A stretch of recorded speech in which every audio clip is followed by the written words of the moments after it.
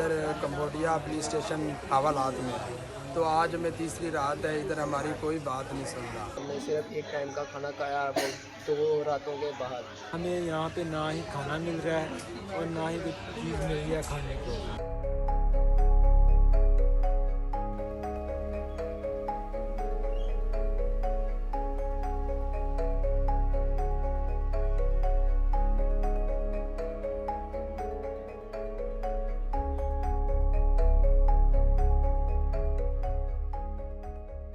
मेरा नाम असरत है।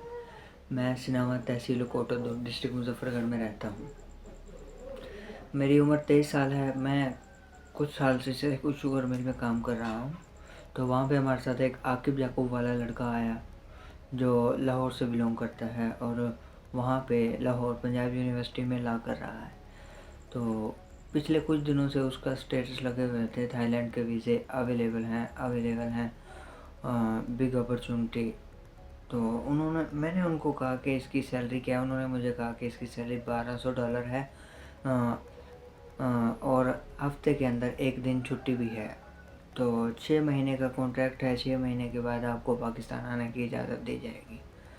तो मैंने उनसे कहा कि इसका ख़र्चा वगैरह कितना होगा। उसने मुझे बताया कि इसका ख़र्चा जो है ना पाकिस्तानी 7-8 लाख रुपए हो जाएगा। तो मैंने कहा मेरे पास तो इतनी बड़ी रकम नहीं है। तो उसने कहा चलें आप ऐसे करें, हमें हाफ़ दे देना, हाफ़ वहाँ जाके दे देना। मैंने इनको कहा चलें ठीक है, मैं कुछ करता हूँ। इसने मुझे 3 दिन के बाद कहा कि थाईलैंड का वीज़ा जो है ना रिजेक्ट हो गया आपका, आपको कंबोडिया की तरफ जाना पड़ेगा। तो मैंने इनसे ये कहा कि मैंने कहा काम सेम ही है। इसने कहा जी जी काम सेम है, कोई मुश्किल नहीं होगी, कोई मसला नहीं होगा।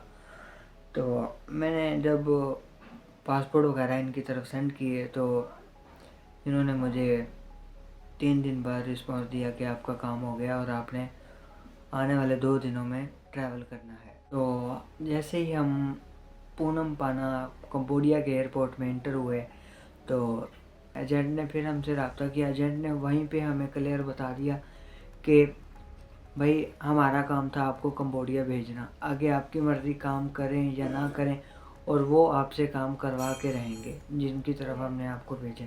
हमने उनकी बात सुनी। उन्होंने हमें कहा कि आपको आपके एजेंट ने धोखा दिया है और उसी एजेंट ने हमसे $2,000 लिया है और आपका ख़र्चा जो है ना वो सारा हमने किया है।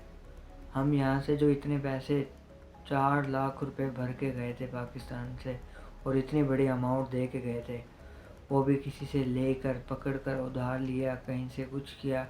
हमने इसको पेमेंट पूरी की 4 लाख रुपए और इसने हमसे धोखा किया। आकिब याकूब वाला ने ना पीछे का रास्ता ना आगे से कुछ नज़र आ रहा था।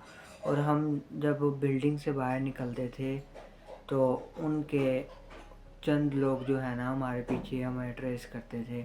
तो इसके अलावा उन बिल्डिंग के साथ साथ 4 दीवारी हुई हुई थी जिनकी ऊंचाई जो है ना 8-8 9 फीट थी।